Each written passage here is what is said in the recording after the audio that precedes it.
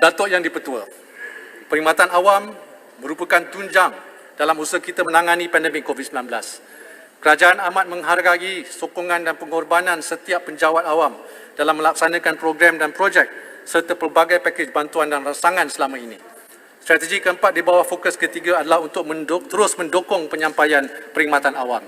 Usaha memberikan perkhidmatan berintegriti dan menentukan ketulusan tadbir urus kerajaan akan terus dipergiat bagi memastikan penyampaian terbaik kepada rakyat. Bagi memacu transformasi digital dalam perkhidmatan kerajaan, inisiatif My Digital telah dilancarkan pada 19 Februari lalu. Pelaksanaan projek Identiti Digital Nasional akan dimulakan pada tahun 2022 dan merupakan satu platform pengesahan pengenalan diri bagi membolehkan kesaling hubungan pelbagai sistem transaksi untuk memudahkan penggunaan berurusan secara digital dan selamat. Selain itu, My Digital juga menyasarkan penggunaan 80% cloud storage dalam perkhidmatan kerajaan pada tahun 2022. Oleh itu, inisiatif Digital First Program akan diperkenalkan bagi meningkatkan usaha penggunaan pengkomputeran awan. Secara tidak langsung, inisiatif ini akan meminimum penggunaan storan fizikal dan membudaya konsep tanpa kertas. Jika dahulu rakyat perlu pergi ke kaunter-kaunter dan pejabat kerajaan sekiranya ingin berurusan atau mendapatkan sebarang perkhidmatan, kini komitmen untuk memastikan rakyat terutamanya kumpulan tumpuan mendapat akses yang pantas kepada perkhidmatan kerajaan, pelbagai usaha dipergiat antaranya melalui program klinik bergerak, pemberian vaksin COVID-19 bergerak dan bank bergerak. Bagi tahun hadapan, kerajaan akan meluaskan perkhidmatan klinik bergerak oleh Hospital Pengajar Universiti sebagai usaha menambah akses saringan dan pendidikan kesihatan di kawasan-kawasan tumpuan. Selain itu, sebagai tambahan, Jabatan Pengangkutan Jalan juga akan menyediakan sebanyak 20 kaunter bergerak JPJ khusus untuk manfaat penduduk pendalaman.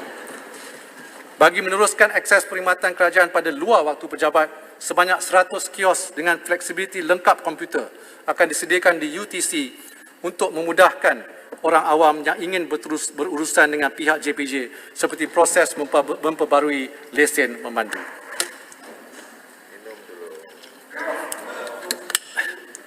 Datuk Yang di-Pertua, sejak COVID-19 mula membarah di tanah air kita, pejabat awam ialah perawatnya yang setia, yang menatang kita bagai sebuah keluarga tanpa jemu dan leka.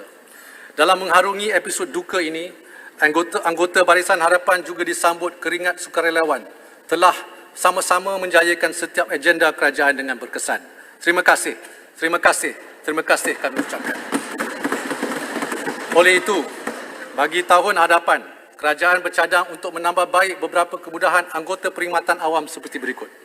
Pertama, menurunkan kadar keuntungan skim pembiayaan komputer dan telefon pintar untuk pejabat awam daripada 4 kepada 2%. Kedua, memperuntukkan RM365 juta antaranya bagi menyelenggara kuartus dan bangunan guna sama di bawah seliaan bahagian pengurusan hartanah. Ketiga, meneruskan inisiatif perlindungan kemalangan diri sehingga RM100,000 untuk manfaat 40,000 peminjam baharu LPPSA. Skop perlindungan ini akan diperluas dengan penambahan 3 jenis perlindungan baru merangkumi hilang upaya separa, sebahagian dan kekal, badal haji serta perbelanjaan pemulihan kecederaan disebabkan kemalangan. Keempat, meningkatkan kadar bayaran insentif pengawasan banduan daripada RM150 kepada RM200 sebulan yang bakal memanfaatkan lebih 14,000 pegawai penjara.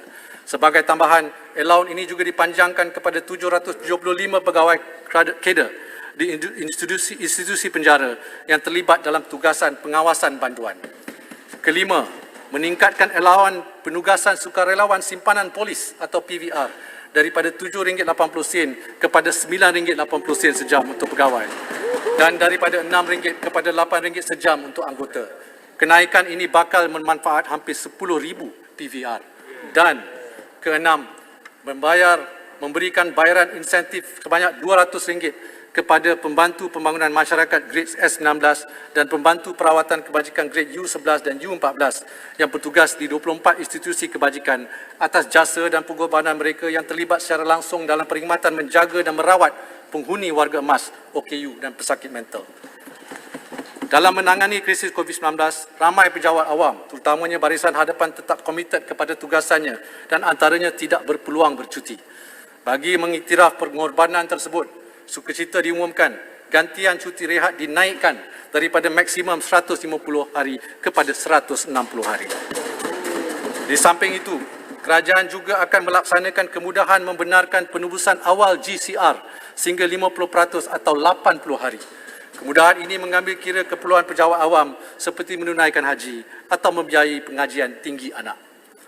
Bagi menghargai jasa dan pengorbanan penjawat awam dalam menggalas tanggungjawab menyampaikan perkhidmatan kepada rakyat, terutamanya semasa negara mengharungi tempoh yang penuh cabaran ini, kerajaan mengumumkan bantuan khas kewangan kepada 1.3 juta penjawat awam grade 56 dan ke bawah sebanyak RM700 dan 1 juta pesara kerajaan sebanyak RM350 dengan implikasi kewangan sebanyak RM1.3 bilion. Diharapkan semua bantuan ini dapat menjadi pemangkin kepada penjawat awam untuk terus berkhidmat dengan penuh dedikasi. Semua inisiatif yang dibentangkan pada hari ini tidak akan bermakna sekiranya pelaksanaannya tidak sampai kepada ahli keluarga Malaysia dengan tuntas dan berkesan. Sehubungan itu, Yang Amat Berhormat Perdana Menteri akan mengerusikan sebuah jawatan kuasa pemantauan yang diselaras oleh Kementerian Kewangan bagi memastikan semua inisiatif bajet 2022 berjaya mencapai objektif